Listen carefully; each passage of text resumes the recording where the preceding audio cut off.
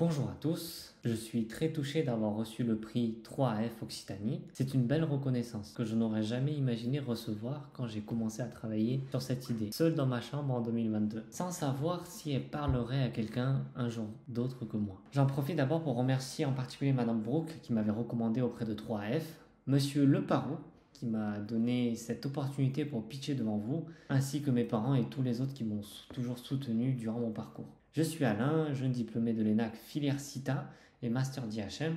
Je travaille actuellement chez APM à Genève en tant qu'ingénieur logiciel. Aujourd'hui, je vais vous raconter mon parcours entrepreneurial. Tout a commencé pendant la période du Covid. À l'époque, mes journées de course se terminaient assez tard. Je devais encore aller faire les courses de temps en temps après 17h30 à Lidl. Et ce qui aurait dû en fait prendre 10 minutes me faisait souvent perdre plus de 40 minutes d'attente en caisse. Parce que simplement, j'avais envie d'acheter juste une bouteille de lait et je devais attendre 40 minutes dans la queue. Et en situation de Covid, les temps d'attente sont très longs. Et c'est dans ces moments de frustration que j'ai commencé à me demander s'il n'existait pas une solution plus simple. C'est là qu'est née Zapay, une application de type Scan Pay and Go, pensée pour fluidifier les achats en magasin physique, tout en proposant une expérience simple, intuitive et agréable. En 2021 et 2022, j'ai eu la chance de prendre une année de césure pour me consacrer pleinement à ce projet. Je me suis renfermé dans ma petite chambre de 12 mètres carrés à l'ENAC pendant 6 mois pour développer l'application.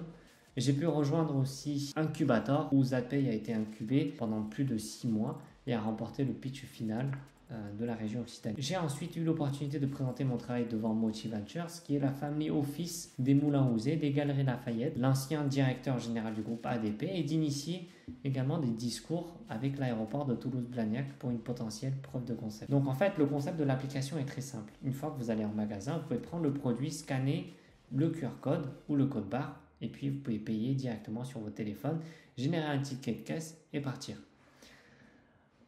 Suite à la discussion avec l'aéroport de Toulouse-Blagnac, il fallait attendre que tous les magasins donnent leur feu vert pour commencer la preuve de concept. Et on arrive déjà en fin de mon année de césure et j'ai dû continuer mes études parce que j'aimais profondément ce que je faisais à l'ENAC. Mais en parallèle de cette année de césure, j'avais également besoin d'avoir une autre source de revenus pour générer de l'argent, pour investir dans ce projet-là. Donc j'avais continué à travailler en tant que freelanceur en web design et designer d'applications mobiles. Durant la première année, j'avais développé un portfolio, donc un site codé en 3D, parce que j'adorais aligner un peu le design et la créativité. Donc j'ai toujours essayé de proposer un travail soigné auprès de mes clients, car je suis convaincu qu'un bon design et un code bien pensé peuvent transformer une idée simple en une expérience de qualité. Un jour, j'avais eu l'idée de partager mon portfolio sur Twitter et à ma grande surprise, ce post a généré plus de 100 000 vues. Ce n'était peut-être pas grand chose pour certains, mais pour moi, c'était un vrai boost de motivation.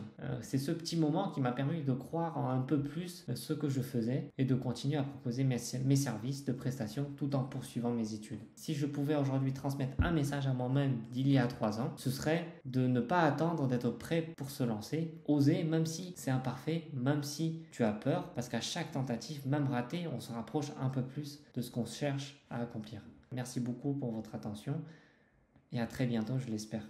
Merci encore une fois.